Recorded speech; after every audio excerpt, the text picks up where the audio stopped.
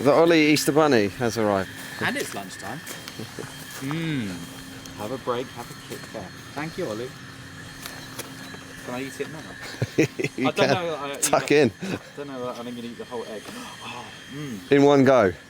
Have a break. No, it's all right. There's a Kit Kat underneath. Hang on, I'm going to save this. I'm going to hide this. I'm going to take it home and hide it from my other half. But this bit. Thank you, Ollie.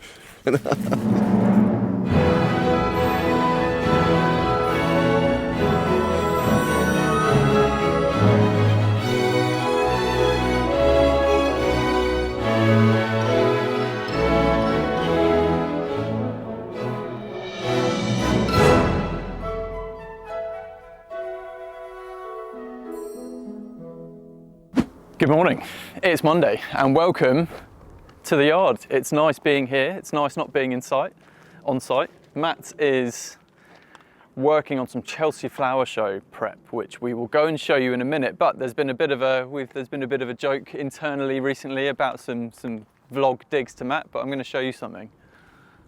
This is the van that has just been repainted and re-sign written, and a couple of days later, look what Matt's done. Look at that, look how thick that is. That's incredible.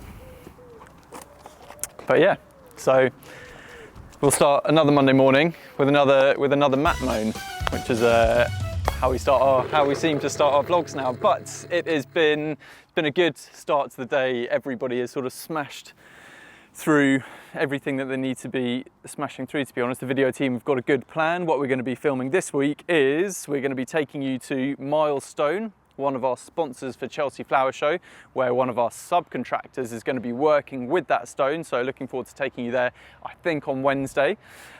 We have started a new project, another one in Guildford today. So the guys are setting up today, and we'll get out there either later this afternoon or tomorrow once they've had a bit of a chance to get settled into that one. What else is going on? I'm only here until the end of Wednesday. I'm heading back to the West Country again. It's not a holiday, I will be working down there, but it's just got a bit of a mammoth admin load to work on and work through. This evening I've got a cluster meeting with the Association of Professional Landscapers, and tomorrow evening I am out for a dinner with potential partner investor in the Grab behind the scenes thing that we can't speak about. But yeah, I mean, Grab's been a great representation of actually what it really takes to get these businesses off the ground. It's not been easy. It's been a real drag. I'm still super positive about it all, not deflated at all, and I mean that sincerely. But yeah, I mean, by watching the vlog and following along what I'm trying to do chronologically, you will see how testing a lot of this is. You'll see quite a lot of instances, if you really pay attention, where I'll say, oh, and we're seeing this person on Wednesday and we're seeing this person on Monday and these people are coming in next week.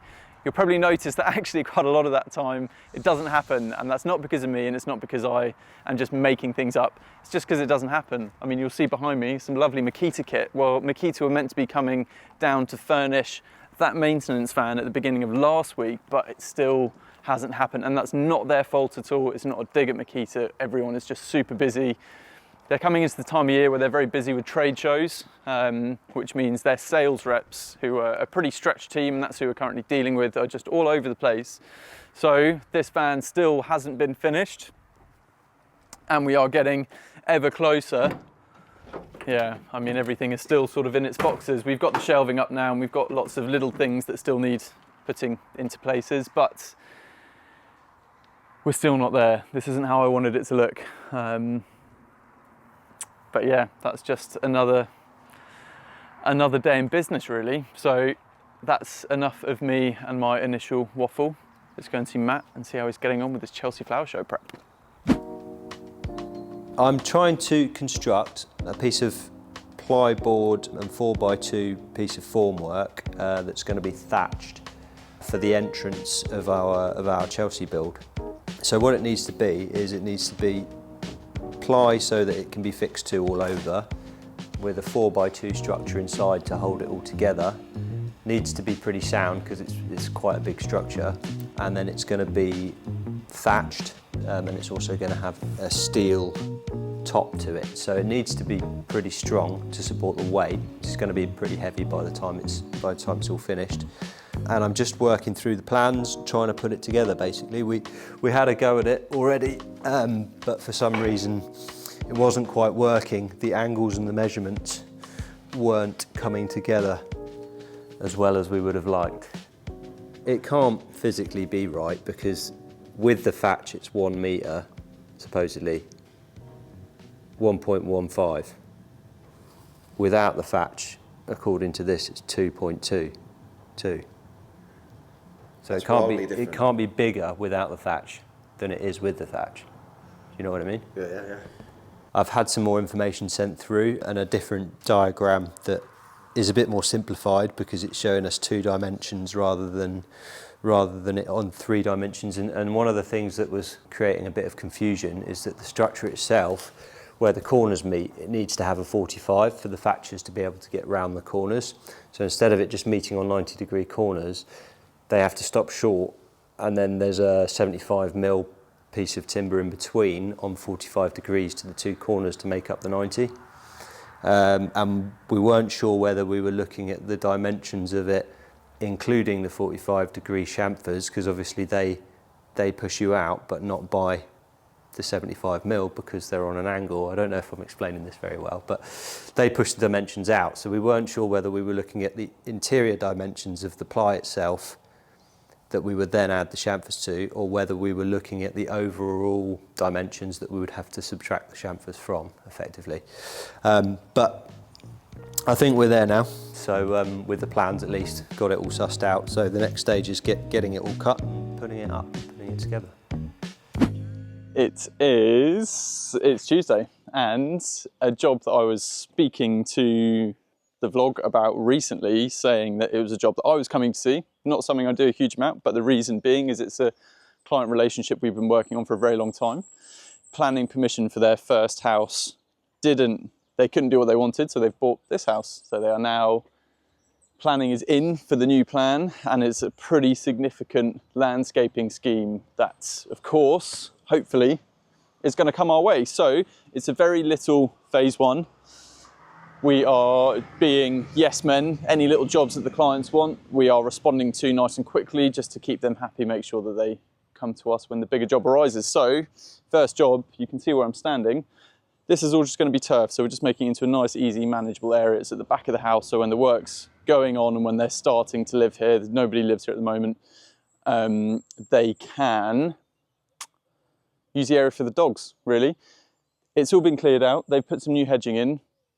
They've also planted lots of new trees, and this is again a good example as to why you should, in an ideal world, wherever possible, just stick to one company who can sort of do it all for you, because a lot of these trees have been planted too low, which 1 means they won't last, and 2, now that we're doing this, means that we have to lift them because we're bringing in some new soil, of course, from our friends at Berry Hill. That's coming on Thursday, just before the bank holiday.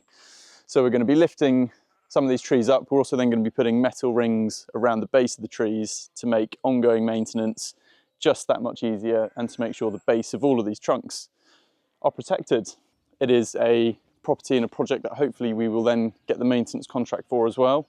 We're talking pretty far down the line, but yeah, it shows the importance of nurturing these relationships early on. This is another one that we are squeezing in before Chelsea. So also, annoyingly, got the double bank holiday weekend. Annoyingly for me, but not annoying for all of the guys. A well-deserved rest, and important they start Chelsea rested. But Matt's just having a measure up for all of the turf. So we're going to hopefully get the new paving edge broken out and ready for the end of the week, as well as the soil on site, and the next week will be when we're turfing. So he's just walking around now doing a bit of measuring, just getting the square meterages for the turfing, so we could get that turf ordered and another little job ticked off ahead of the Chelsea madness. We're taking you over to a new project now. Again, it's in Guildford. The guys are making some pretty fantastic progress. I'm sure the Easter eggs have helped. Let's go and see how they're getting on.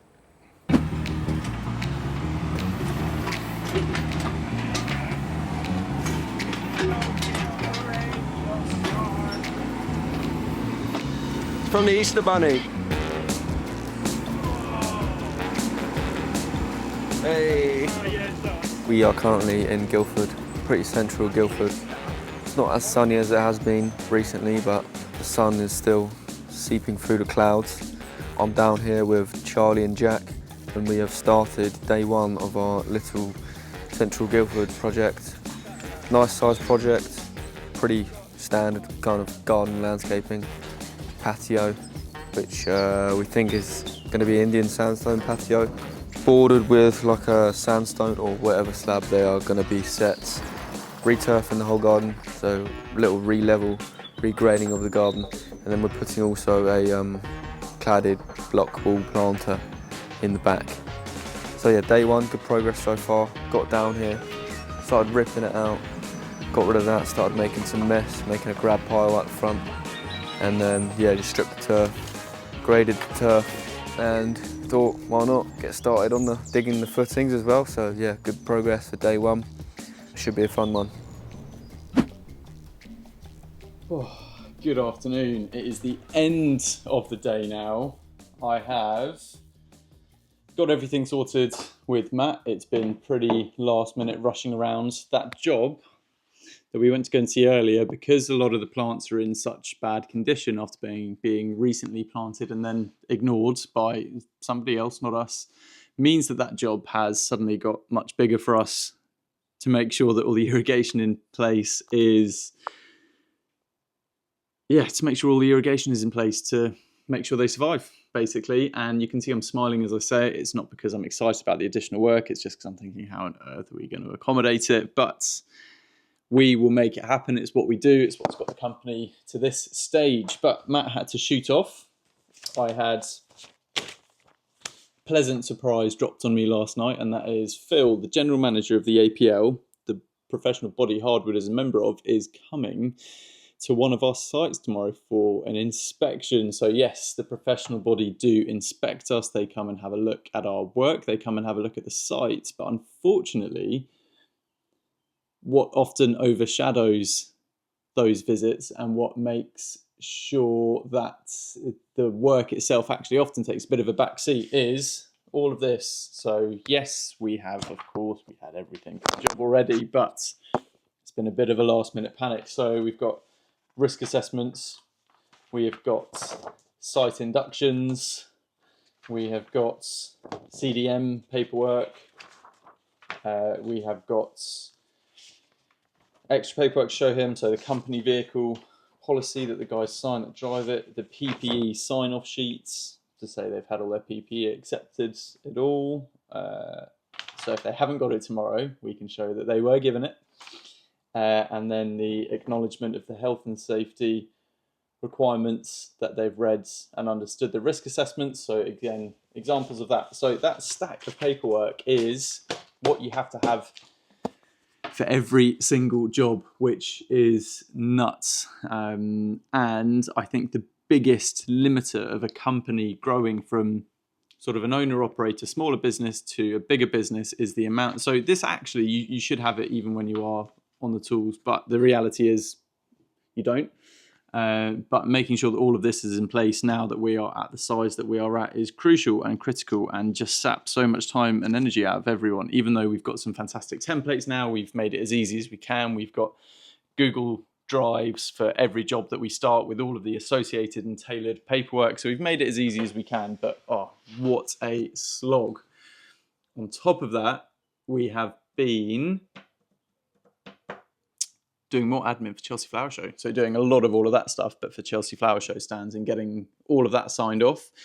The RHS have decided that an element of one of our projects is actually quite high risk, and they're a little bit worried about it. So they now need additional risk assessments written for that and more proof of different types of insurance policies, which we have. So no real problem, but yeah, extra work, extra stress. And what I was saying before I got sidetracked there is Matt had to shoot off because he's going to that site just to make sure everything is okay, and also to let the guys know that they're going to be inspected tomorrow and let them know what to expect in said inspection, so they're not completely caught out. Very, very confident that if we were to have a surprise inspection, all would be fine. But if we can make sure the guys know it's coming, for obvious reasons, that is a good thing. that is enough of my waffle in the office. As you can tell, mentally, I'm pretty drained. That probably wasn't that interesting. What's more interesting is Jay and his maintenance team. So we're going to head over and catch up with them, see how they're getting on one of our favourite gardens to care for. Easter egg cam. Do I get a choice? You can. Which would you prefer? I'm going chocolate buttons. Nice. With love from Ollie the Easter Bunny. Ollie the Easter Bunny. Thank you very much, Ollie the Easter Bunny. The only thing that makes me think it might not be Cunningham's white is the colour of that flare. Inside, Cunningham's white is usually slightly browny flare. So, I'm going to check. Okay, so the ruffle of each individual petal, I'm happy that that matches Cunningham's white. So that's Cunningham's white. Interestingly, of rhododendron, there are 33,000 named varieties of rhododendron. So when you say to your gardener, what's that one called? Don't be surprised if they don't have a clue. Anyway, I've been mowing today. So what we're doing is we're mowing, but as low as possible, without destroying the lawn. And I'm mowing it with the mulching kit inside the blade. So I'm not collecting the grass, I'm letting the grass spew out. I'm doing that because over the next couple of days, we're due to have a few days of rain. So by cutting the grass short, I'm exposing the soil as much as possible.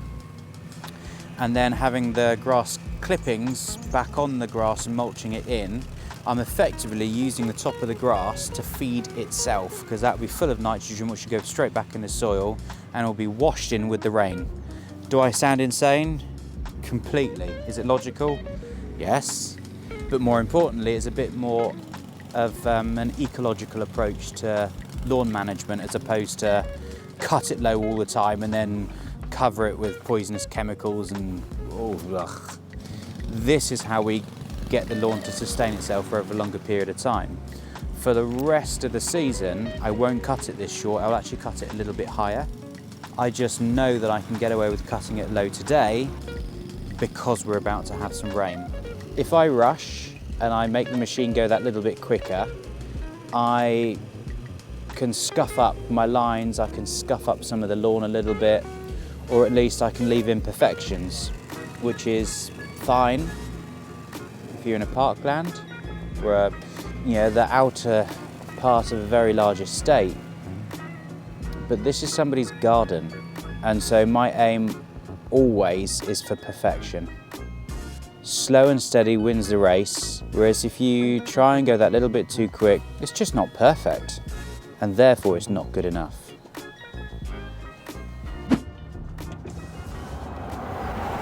Thank you, Jay. That is all looking fantastic. It's great to see the maintenance being just really consistently very busy at the moment. I guess it's the time of year where it can't not be, but always helps, especially when I know that just round the corner are more staff. Unfortunately though, we still haven't got all of our Makita kit that I mentioned yesterday. I have chased up our rep from Makita, and his email signature has changed from being away at trade shows until this week to being away at trade shows till this week, and now on holiday for the next week and a half. So, I mean, great for him. I'm delighted for him. I'm incredibly jealous, but need to know what's going on. So that's a bit of a stress, because we are relying on all of that kit turning up for our new maintenance team. But yeah, it'll be fine. We will get it sorted.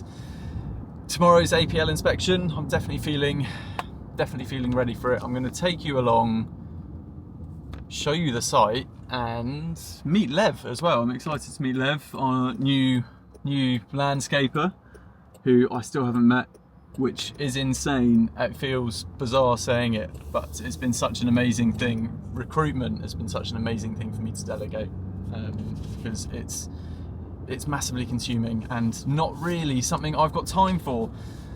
I had a funny phone call this afternoon, so it's grab trucks related. Obviously a few people behind the scenes that need to know that momentum's starting to pick up and everyone's sort of starting to get ready. maybe starting to get excited, but everyone's thinking of jobs for us and our truck, which is fantastic. But had a significantly bigger company get in touch, huge company. I can't actually remember the statistics, but there's a couple of metrics, I think put them in like the top 3 companies in the UK. Anyway, I'm waffling. They've got 2 grab trucks that have just been sitting there, pretty new, high spec, sitting there for a couple of months, just not being used. So I've just said, do we want to run them? Do we want to brand them? Do we want to operate them? Do we want to... And there's little old me just going through all of this months and months and months to try and get one truck on the road to start this little business.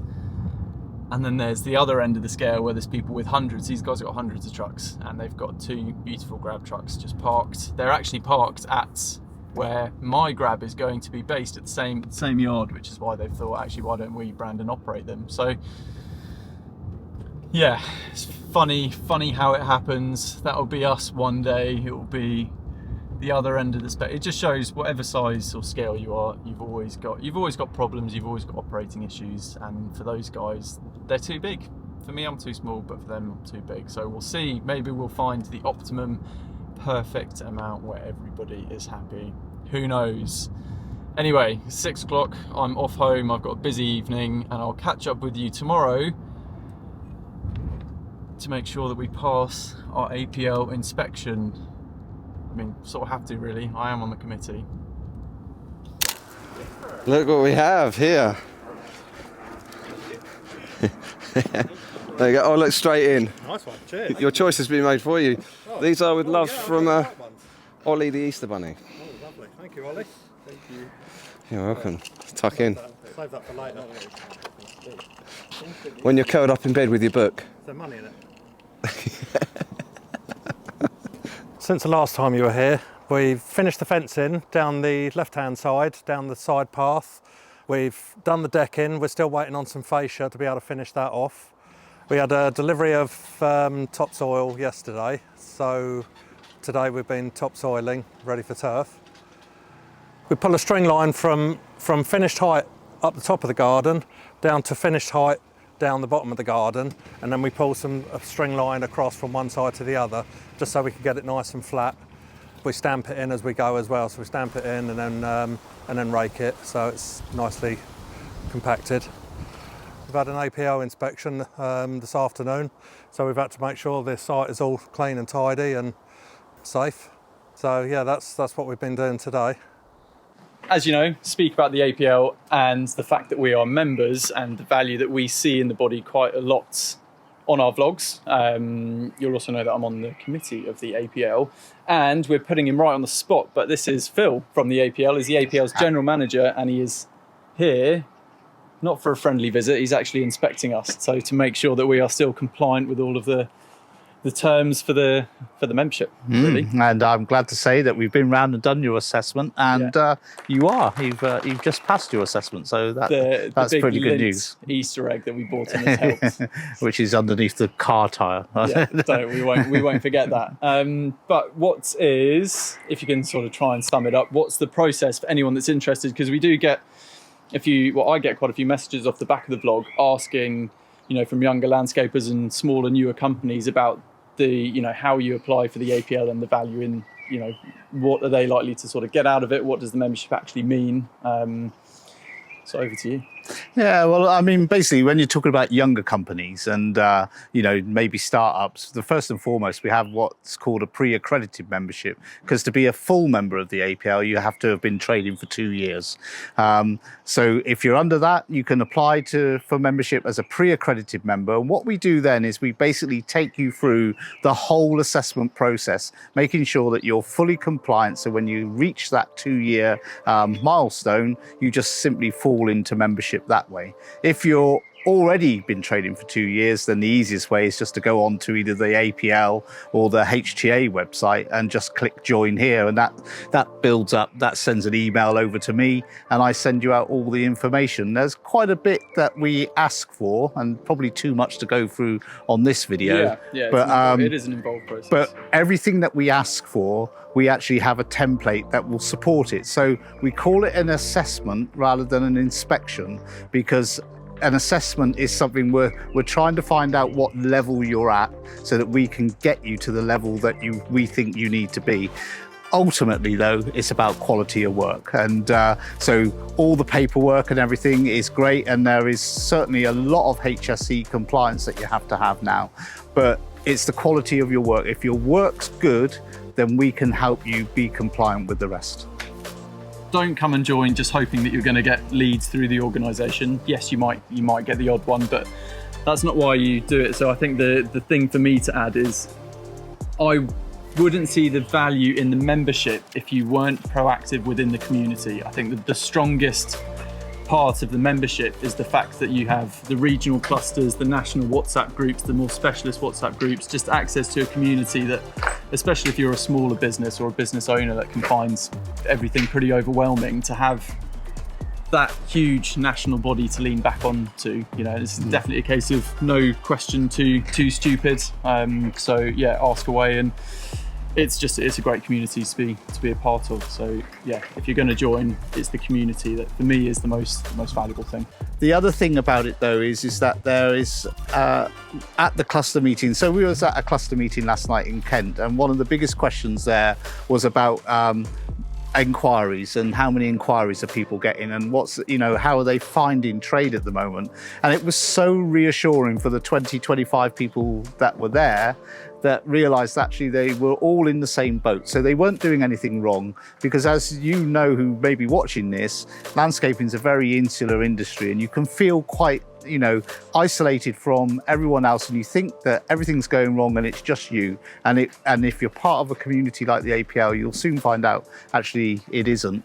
And then also there is, not that we ever want it, but if there is ever a complaint against you, the APL are an ADR provider. We're that first part of ADR system, and we can then sort of help you through that and give guidance through that, which is a great weight off people's minds. Yeah, absolutely. It's, we often talk about the due diligence that we really try and make sure clients and new designers do when looking at a contractor, and I think immediately a great tick for any company's credibility is the fact that they are governed by a professional body, because it is an unlicensed, unregulated industry. So joining a body like the APL gives you that credibility, helps you stand out as well. So it's and with the advent of the new BS 7533-102, which we're not going to get into, and we won't get into that here now. But the APL are providing all its members with access to that standard, and making sure that you're bang up to date with what that new standard is, and offering all that support and everything for it. So again, a great reason to be part of that community. So thank you, Phil. Thank you for coming down. Be a few years, I'm sure, till our next inspection. The last one was our first inspection, the first physical one that we had, and that was it was a big moment in my landscaping career. I was 23 at the time, so very young and nervous about it all, and decided to take it seriously. So yeah, here we are, a good few years later, and it's the APL's definitely helped us go from strength to strength. And a lot of the opportunities we've spoken about recently, things like Chelsea Flower Show, that would never have happened if it wasn't through the APL. It's the community, again, that has given us access to those opportunities. And actually your next assessment will be in no more than 18 months. So there we are. Cool. Thank you very much. Thank Perfect. You. We'll go carry on with our days. We're going to head back over to Milestone now. They are one of the suppliers that are supporting us at Chelsea Flower Show. They have sponsored some of the material, but not just that, we have Paul from Gecko Stonework. Looking forward to introducing you to Paul. He is a true, passionate master craftsman and incredible at what he does. Chelsea Flower Show is such a great example where these master craftsmen are brought together to really show what they can do. Don't need to say any more. I'm going to send you over to Paul now and he can tell you the rest. Today we're at Milestone in Eastleigh. down in Hampshire, prepping a stone for Chelsea. It's a Welsh stone. I haven't worked with it before. It's a sort of mixture of a very, very hard York stone, almost to the strength of an Indian stone, so it's prone to shattering. But yeah, getting a head round it now, sort of processing probably we'll have done 5 and a bit tons today, prep work. And yeah, it's a good stone to work with. Colours in that, it's beautiful, isn't it? The stone will come out the quarry, then it gets put in bags, then it'll come to Milestone here. So in theory, the quarry have partially prepped it, but it's not ready for the wall. It's going to be difficult. Jude will pull it out the bag, put it on the board behind me. I'll pick the stone up, look at it, and think, well, it needs a face taken off there, some corners off there, or that could actually split down to 2 very nice pieces. The stone will tell you what it's going to do. You can't always force it. If it wants to split in a certain way, it will. So all you can do is work with it. There's a lump on top of the stone that I'll try and get off. The designer Max has said he'd rather it more flat, so more coursed. So just get a little punch chisel and try and drive that off. To work with something that, I mean, this stone is 140 to 160 million years old, and it's only seen daylight for a few weeks, really. And I don't know, you can't help but smile about it. You know, you're working with something that was made all those years ago. You're bringing it to life to be used at Chelsea Flower Show, where it's going to be seen by, I don't know, thousands, millions of people. It's quite exciting as someone who loves stone, because it's going to open people's eyes again as to what can be done with stone. So even if you could have a few people who get inspired by it and pursue it, you know, it might, I don't know, it might come back to life again.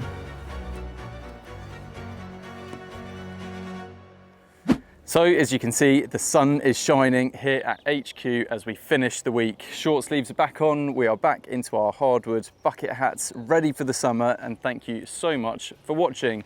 Next week, we're going to be showing you some of the behind the scenes run up and build up to Chelsea Flower Show and all of the disruption it causes behind the scenes at a business like ours. Following that, we're going into our special feature vlogs, taking the camera along with us to the builds at Chelsea Flower Show 2025. It's going to be amazing content. Can't wait to bring you along. Of course, make sure you like, comment and subscribe. Nearly did it slickly. And we'll see you next week.